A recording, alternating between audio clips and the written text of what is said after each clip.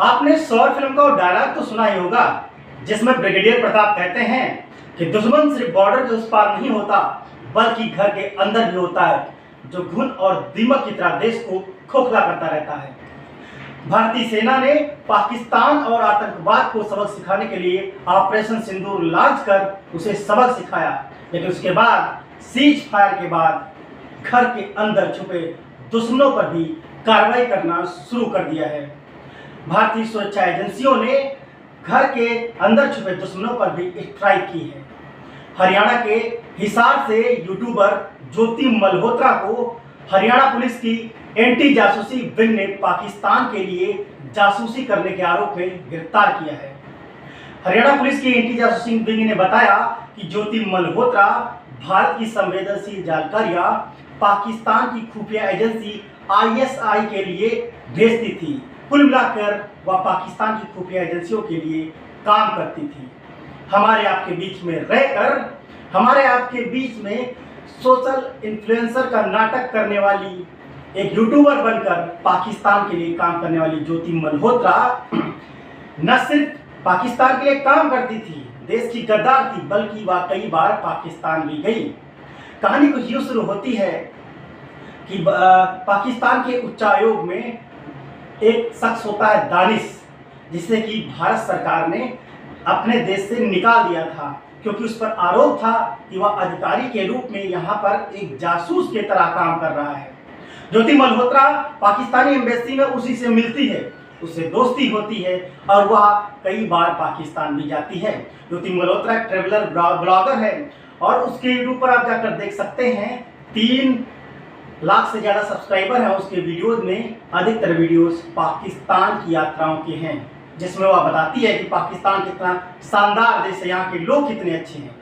वह वहाँ पर जाती है और दानिश के साथ उसकी अच्छी दोस्ती होती है, उसके अच्छे संबंध बनते हैं और वहाँ पर वह अहवान अली नामक युवक से मिलती है, जो कि दानिश का खास होता है। अहवान अली ज्योति मल्होत्रा को वहाँ पर रहने घुमाने की व्यवस्था करवाता है और वहाँ पर पाकिस्तान की खुफिया एजेंसी ISI के अधिकारियों से मिलाता है। ज्योति मल्होत्रा वहाँ पर पार्टियां करती है और एक बार नहीं बल्कि कई बार पाकिस्तान जाती है और इस तरह से वह अपना काम शुरू करती है। इसके बदले उसे मोटा रुपया मिलता है।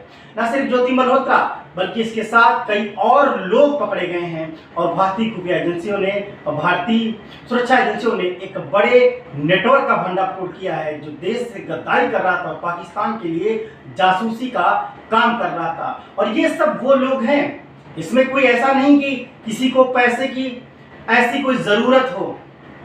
ये वो लोग हैं जो साधन संपन्न लोग हैं, कोई स्टूडेंट है, कोई सरपंच का बेटा है, कोई यूट्यूबर है और ये लोग हमारे आपके बीच में रहकर ही गद्दारी कर रहे थे पाकिस्तान के लिए। खाते यहाँ का थे और काम पाकिस्तान के लिए करते थे। अभी मैं आपको बताऊंगा इस वीडियो में आगे कि अन्य कौन कौन लोग पकड़े गए, पूरा नेटवर्क का भंडाफोड़ कैसे हुआ है। फिलहाल ज्योति मल्होत्रा की बात करें तो इस पर ऑफिशियल सीक्रेट एक्ट की धारा 3 और 5 के तहत केस दर्ज कर गिरफ्तारी की गई है। FIR में सारी चीज़ें बताई गई हैं कि यह किस तरह से काम करती थी और इसके पिता हरियाणा पावर डिस्कॉम के रिटायर्ड ऑफिसर हैं, जो कि इसका बचाव कर रहे हैं। और मैं आपको और बता दूं कि इसके साथ 2 लोग और पाकिस्तान गए, जिसमें कि एक यामीन मोहम्मद और एक और लड़की थी गजाला। गजाला का दानिश से संबंध भी थे और दानिश ने गजाला से शादी करने का वादा किया था।